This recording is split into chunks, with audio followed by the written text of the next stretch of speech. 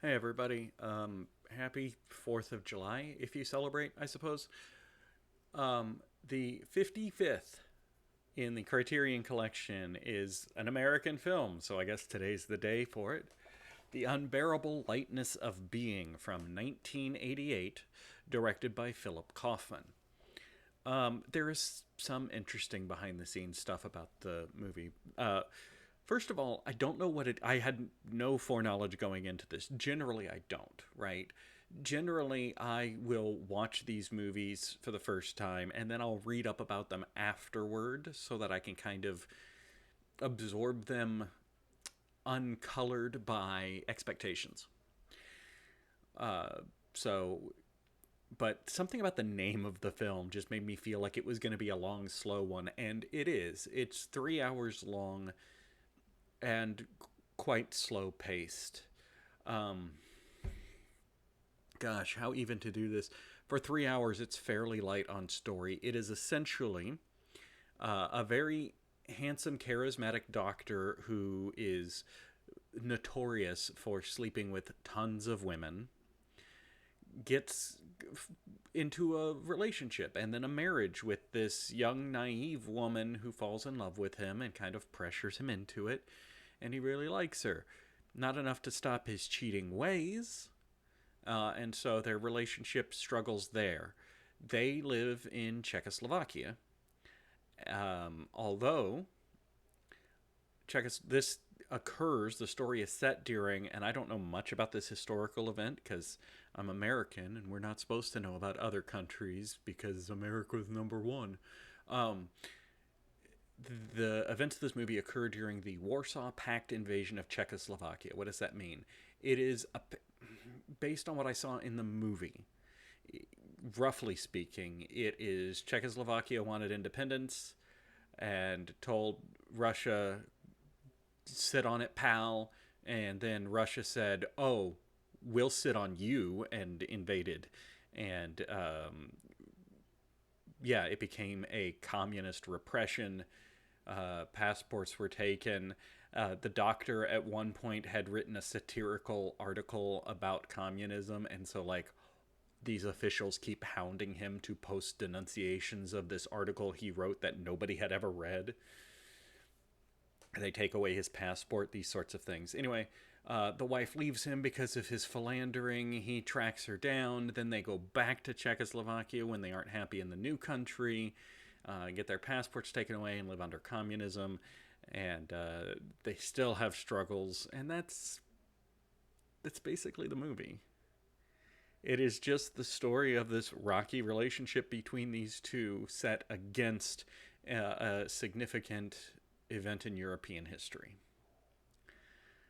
It's not a bad movie. I don't think I'll ever watch it again, and I don't know how much I recommend it.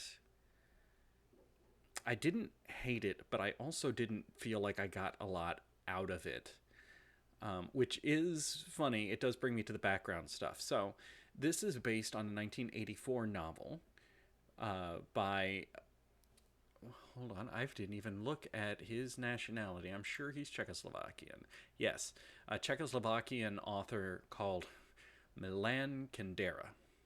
He wrote the book, The Unbearable Lightness of Being, which got adapted into this.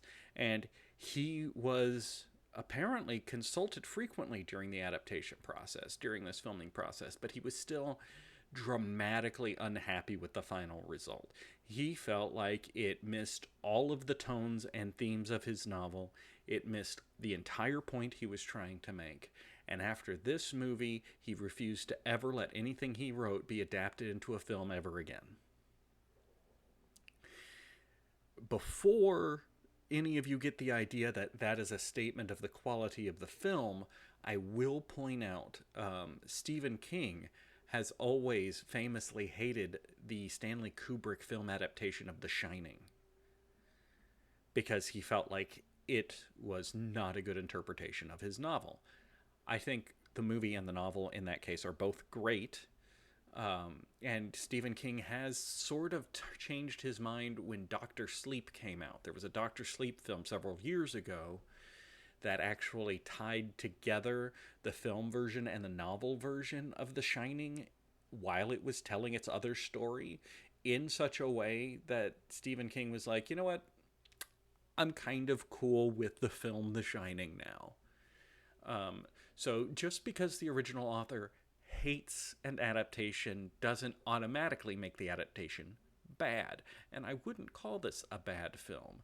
It is slow, and it is surprisingly light on story considering the historic significance of what's going on in the background.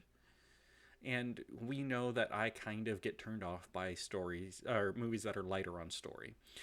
There's a lot of sex in this, and it currently holds an 87% on Rotten Tomatoes. I don't have much else for this. Um, yeah, that's what I've got for the unbearable lightness of being. The next movie, number 56, is from the United Kingdom, from our friend Alfred Hitchcock. And it's a Hitchcock film I haven't seen before, so I'm excited. I've seen a fair number of Hitchcock films, but I never made it my goal to see all of them. I just would dive in and out of his oeuvre from time to time. So from 1935, so it's a very old Hitchcock film, The 39 Steps. I know nothing about it, but the next time you see this face, I will know significantly more about it. So, as always, thank you for being a part of this strange, bizarre little mission I've given myself, and I will see you next time.